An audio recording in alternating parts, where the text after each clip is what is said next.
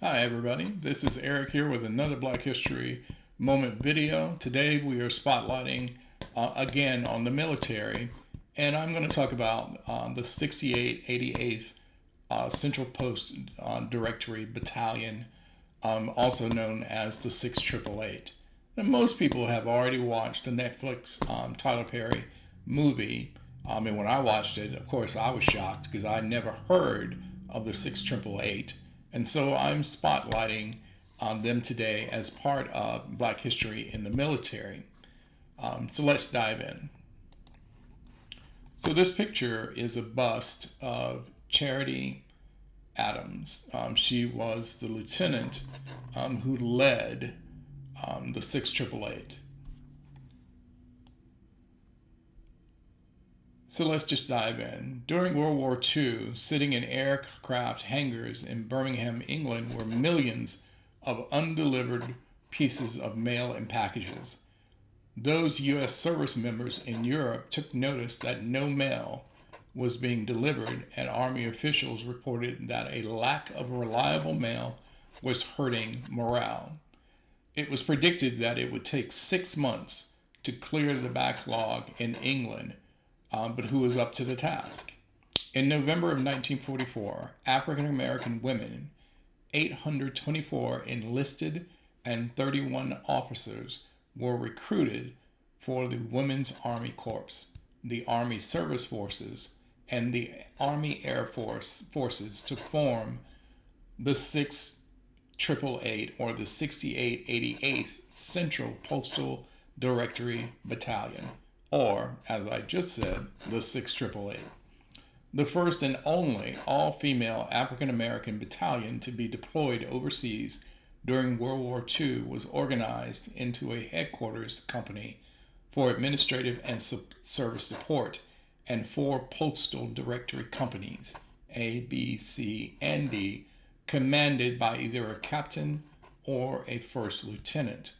The battalion would be commanded by Major Charity Edna Adams Early, the first African American woman to achieve the rank of lieutenant colonel in the United States Army. And here's an actual photo of Lieutenant Colonel Charity Adams with her battalion. Upon arriving in Birmingham after their initial training at Fort Oglethorpe, Georgia, the 6888th mission seems simple: clear the backlog of mail bags that filled hangars from the floor to ceiling. However, many of the letters in the packages were addressed simply to Junior, Buster, or to soldiers who shared common names such as Robert Smith. Also, the hangars themselves were poorly lit, unheated, cold, damp, with rats making their homes in packages of stale cookies and cakes. The women wore long underwear and extra layers of clothing underneath their uniforms in order to stay warm. The lighting was poor due to the windows being blacked out to prevent light from escaping and alerting enemy aircraft of their location during nighttime air raids. The late Staff Sergeant Millie L. Dunn Vesey stated that there were buzz bombs that came down. You could, quote, you could see them, and then you didn't know where they were going to land, she said. You had to either get into shelter, drop everything, and just run. With World War II raging, the soldiers of the 6888th were given 6 months to sort and deliver the mail. And of course, if you watch the movie, you know that they did it in 90 days, 3 months.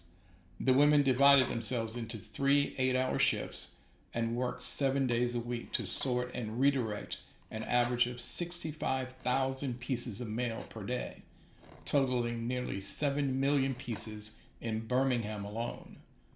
The mail clerks used special locator cards that contained soldiers' names, unit numbers, and serial numbers to help ensure proper delivery. They also had the duty of returning mail addressed to those service members who had died. The women developed the motto, "No mail, low morale," as they were providing the support of linking service members with their loved ones back home. This picture is an actual picture showing mail sorting. Following their 3 months in Birmingham, the members of the 688 were deployed to Rouen, France to clear 2 to 3 years of backed up mail, and again the women completed the task in just 3 months. While deployed to Paris, they faced new challenges: the theft of packages and items from packages to supply the populace. The battalion was transferred home and disbanded at Fort Dix, New Jersey in 1946.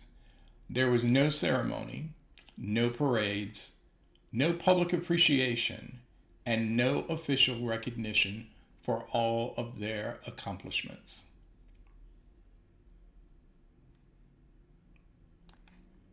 This picture, let me scroll back up. You see this little caption down here, and I noticed some men in here. French civilians and soldiers from the 668 were sorting mail, and so French soldiers were actually helping them as well to translate some of the packages that were actually in French. Though there have been exhibits and educational programs about the 688, public events honoring the women of the battalion have been few. However, one of the most prominent events was a ceremony by Women in the Military Service for America Memorial at Arlington National Ceremony. Veterans received certificates, letters of appreciation from the Secretary of the Army and the Army Chief of Staff, label pins, and decals.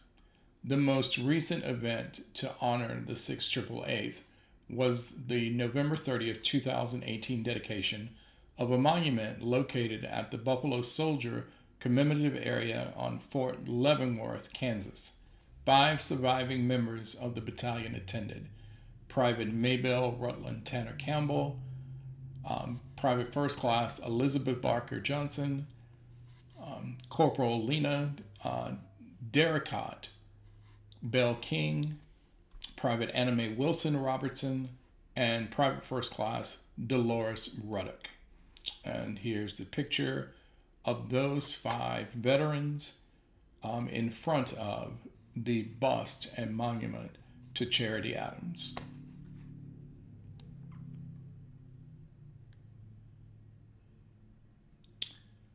Carlton Philpott, Buffalo Soldier Monument Committee Chair and Project Director, said that the goal of this monument is to make it unique enough that no one will have to look for it when they come into the park.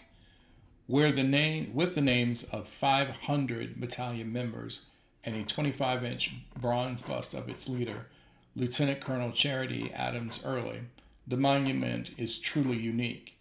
It joins monuments dedicated to General Colin Powell, 2nd Lieutenant Henry Flipper, the 555th Parachute Infantry Division, the Buffalo Soldier, and others in the Circle of First and the walkway of units at the Buffalo Soldier commemorative area. As Early's son, Stanley, said, "My mother was always enormously proud of the 688. This monument is a statement of the responsibility, determination, and honor, and it is a gift from the recent past addressed to the future." Kansas Senator Jerry Moran said at the time, "When we unveiled this monument, what we are really saying is this: thank you for your service. We respect you and we love you." Now, I take issue, and again, I will put this link in the description of this video. But what I take issue with is, even now, after this information has been discovered, and thank you, Tyler Perry, for creating this Netflix movie for entertainment and to educate us. Tyler Perry himself said that he was embarrassed that he didn't know about this information, and I can tell you, I was angry that I didn't know about this information. Just like the movie Hidden Figures that brought to light of 3 African Americans who were responsible, in part or in whole, depending on what side of the debate that you're on, for our space program. If it weren't for the mathematicians who were them, brought in because nobody else could figure it out, we wouldn't even have a space program. And that information was hidden from us. And yet there has been no apology. Not that I would expect one. Certainly not from the current president. But this is the more that I discover information like this, the angrier I get, and I have to be mindful of channeling my anger into a positive purpose.